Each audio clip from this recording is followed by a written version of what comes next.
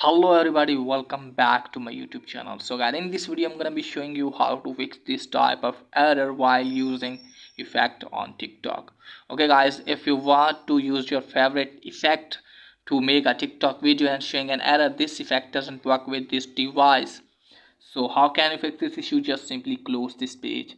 So after that guys, make sure that you have an updated version of TikTok. Just simply open App Store, Play Store, and there you have to search for TikTok. If it's showing their update option, just simply update your TikTok app and then check if the problem has been fixed or not. If the problem is there, then guys, what you need to do is just simply restart your device and then check if the problem has been fixed or not.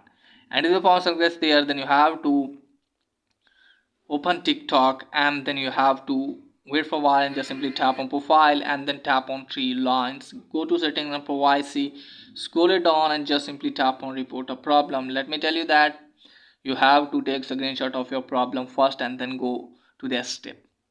Okay guys, from here just simply select videos and sounds and now wait for a while from here and just simply scroll it down and tap on beauty filter effects. Now as you can see guys, showing and this effect doesn't work with this device. Just simply tap on this.